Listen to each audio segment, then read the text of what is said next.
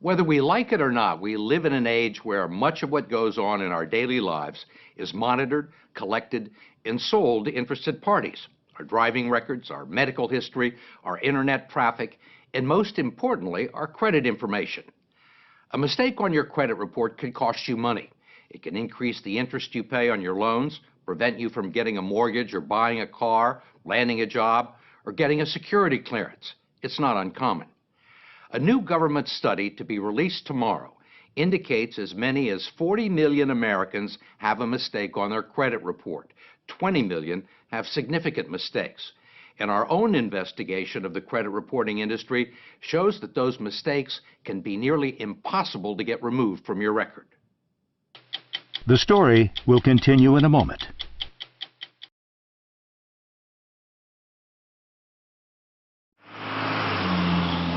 Consumer credit reporting is a $4 billion a year industry dominated by three large companies, Experian, TransUnion, and Equifax. They keep files on 200 million Americans and traffic in our financial reputations. They make their money gathering information from people we do business with and selling it to banks, merchants, insurance companies, and employers, and they use it to make judgments about our creditworthiness and reliability. But now the reliability of the industry is being questioned in an 8-year Federal Trade Commission study to be released tomorrow. John Leibowitz is the chairman. Here's what we found. Some pretty troubling information. 1 out of 5 Americans has an error on their credit report. And 1 out of 10 has an error on their credit report that might lower their credit score. I'm trying to think of another industry where a 20% error rate would be acceptable. That's a pretty high error rate. It's a pretty high error rate. I think the more we look at this and the more the American people know about this, the madder they're going to get. Ohio Attorney General Mike DeWine has opened his own investigation into the credit reporting industry, which for years has blamed mistakes on banks and merchants that provide them with bad information. But DeWine argues the fault lies with the industry for what he says are clear violations of the Fair Credit Reporting Act. Do these companies have a legal responsibility to make sure that the information is accurate? The federal law says that if you believe that there is a mistake, you can go to them and they have an obligation to do a reasonable investigation. They're not doing a reasonable investigation. They're not doing an investigation at all. Every day, DeWine's office fields calls from desperate constituents who can't get the credit reporting agencies to answer their questions or correct mistakes on their report, like paid bills listed as delinquent, closed accounts listed as open, and bad debts that belong to other people with similar names or social security numbers. The problem is not that they make mistakes, it's they won't fix the mistakes. It literally is like this, guy behind the curtain in The Wizard of Oz. You really don't know what he's doing. It really is a secret operation that is so hard to crack.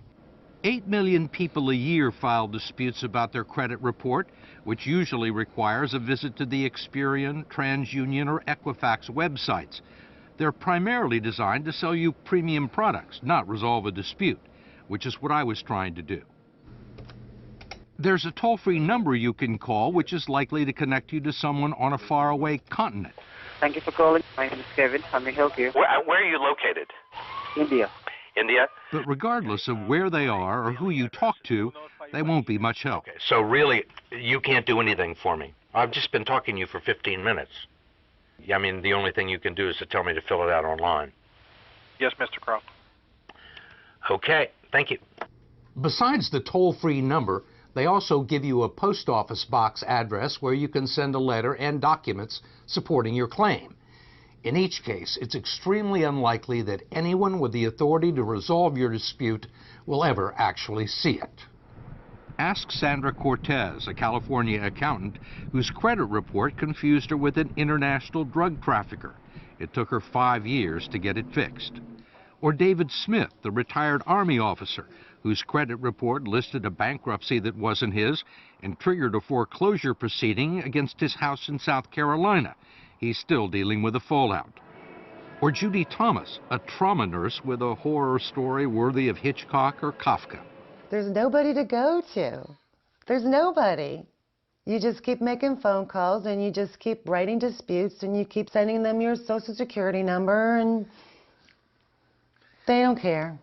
Thomas, who manages 2 medical centers near Cleveland, says it all began in 1999 when she went shopping for a new dress and applied for a store credit card to get a 15% discount. She was denied. Was that the first time you'd ever been denied credit? Yes, very first time. Ever? Ever. Ever. But certainly not the last. It became a regular occurrence. The personal credit reports she got from Experian, TransUnion, and Equifax were all clean and without blemish. Yet she kept getting rejected and couldn't find out why. I would get a consumer report and it would look fine. I would go to the bank and they would tell me, oh no, you have all this debt. But no one would tell me what was on there. They wouldn't tell you what the debt No. was? And they wouldn't give you a copy of the report No. that they had? Nope. It took Judy Thomas several years to discover what almost no one knows, that the credit reports the agencies send to you are different than the ones they sell to banks, merchants, and mortgage brokers. And she only found that out when a loan officer left her file on his desk and walked out of the room. And what did you see? I saw debt from Utah Medical Center. I saw debt from a veterinarian clinic in Utah. I saw collections for a Judith Kendall. Judith Kendall, not Judy Thomas. Correct. What's going through your mind? What the hell is she doing on my credit report? What the hell is her debt doing on my credit report? You think this would be very simple to get straightened out? You would think. Yeah, you would think. This is my Judy Thomas versus Judith Kendall file. Instead, it became a 6-year battle with credit agencies, requiring box loads of correspondence to try and prove that she was Judy Thomas, not Judith Kendall, all to no avail. You got a lot of time invested in this. How important are these documents? It's my life. There are logs of daily phone calls to dispute centers, hundreds of letters to Experian, Equifax, and TransUnion, even correspondence from Judith Kendall's creditors in Utah, acknowledging that the debts on her credit report aren't hers. I would get letters back from these companies saying this, in fact, is not you. You still couldn't get it off your credit report? No, I've sent copies to the credit bureaus, and they would come back as mine, verified, verified. I also hired a local attorney to try and straighten it out. We had everything certified, that this is Judy Thomas, this is where I live. I've never gone by the name of Kendall. I've never even been to Utah, let alone owing a cable company in Utah. And what happened? Nothing. Nothing? Nothing. What kind of problems did this cause for you? I couldn't refinance. I couldn't take advantage of the interest rates. I couldn't get a car. I couldn't co-sign for my children's student loans. And I'd worked hard for my credit.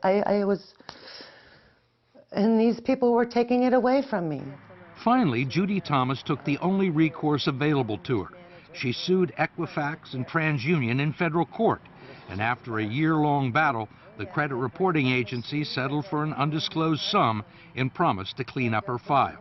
Did you think it was going to take a federal lawsuit? Heck no, it just takes a human being going, wow, this isn't Judith Kendall, let me fix this. That's all they had to do. But as we discovered, that almost never happens. If you challenge a credit report and mail your information to a post office box in the United States, the dispute will likely be investigated in India or the Philippines or South America.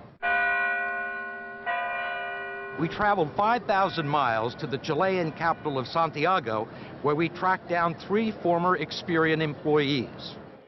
Carolina Herrera, Rodolfo Carrasco, and Enzo Valdivia were all dispute agents at Experian's National Consumer Assistance Center, although they say they weren't able to offer consumers much assistance. So if somebody had a problem with their credit report, they would send in a complaint and it would end up with you? Yeah, probably, yeah. So how many of these did you have to do a day? 90. 90. 90, yeah. Did you consider yourself investigators? No, not at all. Did you have any way to investigate these claims? No, we didn't. You can call the person. You can't pick up the phone and call them? No. No. Did you have phones? No. No. Could you email them? No. Did you have the authority to say, wait a minute, after looking at somebody's file and say that, this is somebody made a mistake, this person doesn't owe this money? No, we didn't have that power. All they did was read the disputes and reduce them to a 2-digit code like never late or not mine. It was then sent with a 2 or 3 line summary and no documentation back to the bank or department store that furnished the original information. If there was a difference of opinion between the creditor and the person who was filing the complaint, how was it usually resolved in favor of the creditor? Yeah. Yeah. The creditor was always right. Mostly we took for granted the word of the bank. If the bank said, hey, this guy owns $100, so it is. None of us have ever interviewed anybody in Chile from Experian, and we've got a federal court ordering them to bring these people forward, and we're still waiting. Much of what's known about the inner workings of the consumer credit agencies come out of lawsuits filed by Len Bennett and Sylvia Goldsmith, who have subpoenaed company records and deposed employees and executives. They say under the current system, there is no way for people like Judy Thomas to get their problem solved. So all these people who take the time to meticulously document a case that the bill isn't theirs or the bill has been paid, that is never seen by anybody? It's not seen by anyone who considers it in determining whether or not information will be removed from a credit report. It's not forwarded on to the person who has the complaint with you? No, it is never forwarded on. Never forwarded on to the creditor. We can get a jury verdict for $1 million. That's chump change to some of these bureaus. They would rather pay a verdict in $1 million than to actually go in and change the policies and procedures that they have, because that's much more expensive to them. I can say this without qualification. The dispute procedures used by the credit reporting agencies, uniformly used, completely fail to comply with the Fair Credit Reporting Act. Courts have found that. The Federal Trade Commission has found that. It's not even a close call. Ohio Attorney General Mike DeWine agreed. I think the industry is a mess, and I think the impact that has on real people is just unconscionable. You think they're breaking the law? I think they're breaking the law. There is no doubt in my mind they are breaking the law. We wanted to talk to Equifax, TransUnion, and Experian, but like most consumers, we were unsuccessful. The agencies referred us to the spokesman for their lobbying group in Washington. He, too, declined our request for an on-camera interview, but did provide a written statement, citing an industry-sponsored survey that showed 95% of its customers were satisfied with the dispute process. The industry maintains it's in compliance with federal law.